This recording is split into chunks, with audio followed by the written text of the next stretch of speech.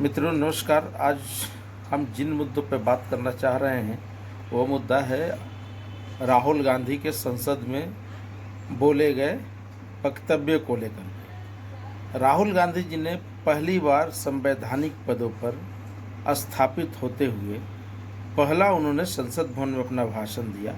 उस भाषण में उन्होंने बहुत सारी चीज़ों का जिक्र किया है। केंद्र सरकार के तमाम नाकामियों के साथ या तमाम उपलब्धियों के बीच में वो अपने तरफ से उनके नाकामियाँ गिनाने के लिए आगे आए। इस दौरान उन्होंने बहुत ऐसी बातें कही जो उनके और उनके पार्टी के हित में या फिर देश के लोगों को बताने की कोशिश की है कि किसी न किसी रूप में नरेंद्र मोदी सरकार जो है वो फेल रही है। चाहे वो किसान के मुद्दा हो, युवाओं का मुद्दा हो, महिलाओं का मुद्दा हो, जीएसटी का मुद्दा हो, नीट परीक्षा का मुद्दा हो, इन सभी मुद्दों पर उन्होंने खुल के बात की है। बात करने के दौरान उन्होंने संसद की गरिमा और कानून जो नियम संसद के बनाए गए हैं दोनों को कहीं ना कहीं कुचलने की कोशिश की है। इस पर तो स्पीकर महोदय जांच कराएंगे, देखेंगे क्या निकलता है, तो बाद की बातें हैं। लेकिन आज उन्होंने जो किया वो किसी तरह से विपक्ष के नेता को कतई ये शोभा नहीं देता है। एक तो उन्होंने चर्चा के दौरान अपने भाषण के बीच में हिंदू को लेकर के डायरेक्ट टारगेट करते हुए कहा कि हिंदू केवल नफरत, घृणा और तोड़ने का काम करते हैं, जबकि ऐसा हिंदू कभी नहीं करते। अब इस वक्तव्य को लेकर उन्होंने काफ़ी फजीहत हुई। प्रधानमंत्री खड़ा होकर बोले भी कि इस तरह के विपक्ष के नेता को भाषण देना शोभा नहीं देता है। हिंदू को हिंसात्मक कहना किसी तरह से कतई जायज़ नहीं है। लेकिन राहुल गांधी को इन सभी चीज़ों से फ़र्क नहीं पड़ता है। उन्होंने एक लाइन में कह दिया और जोर देकर कहा कि हिंदू हिंसा फैलाते हैं, हिंसा करते हैं, नफरत फैलाते हैं, घृणा करते हैं, हिंदू तोड़ते हैं। ये बातें उन्होंने कही जो किसी रूप में कोई भी व्यक्ति इसको जायज़ नहीं ठहरा सकता है। खैर, राहुल गांधी हिंदू को कितना समझते हैं कितना नहीं राहुल गांधी जाने।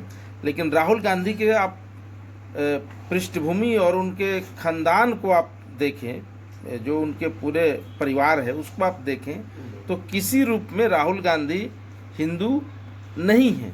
अगर वो हिंदू होते तो इस तरह से हिंदू के बारे में नहीं बोलते। उनकी पारिवारिक पृष्ठभूमि में ही आप देखेंगे तो कहाँ से आए हैं, किस रूप में वो लोग इंडिया में आया और कैसे उन लोग की परवरिश हुई, इन सभी बातों से ये दर्शाता है कि किसी तरह से हिंदू मैथोलॉजी या फिर हिंदू को लेकर के उनकी जानकारी बहुत ही नगण्य और शून्य है, जो इस तरीके की ओछी टिप्पणी उन्होंने की है।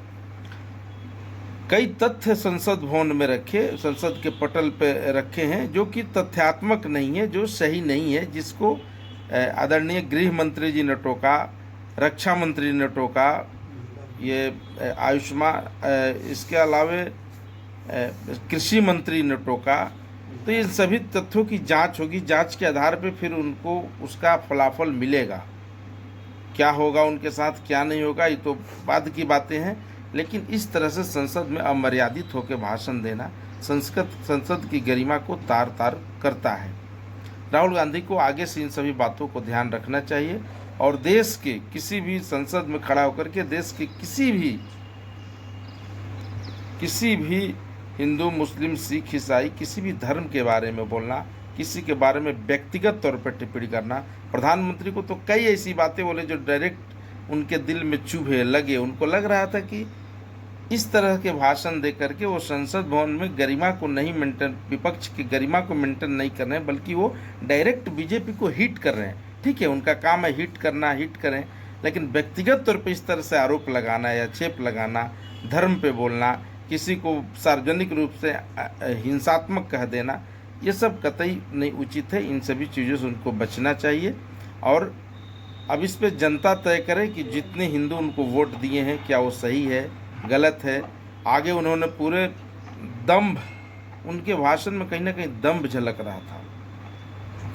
इस तरह से कहीं नहीं झलक रहा था कि वो जो बोल रहे हैं वो बहुत सही है या गलत है। लेकिन उनके बाद जैसे उन्होंने बोला गुजरात में अगली बार हराएंगे, इस तरह की जो टिप्पणी उन्होंने किया ये दंभात्मक टिप्पणी है, ये घमंड की टिप्पणी है।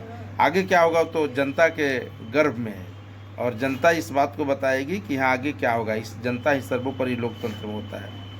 तो आगे से बयान देते समय राहुल गांधी को इन सभी चीज़ों पर विचार करके बात करनी चाहिए। धन्यवाद। आपका अपना चैनल बोले बिहार जाने देश के लिए आप इसको देखें, लाइक करें, सब्सक्राइब करें, ताकि आपको नए वीडियो की जानकारी मिलती रहे।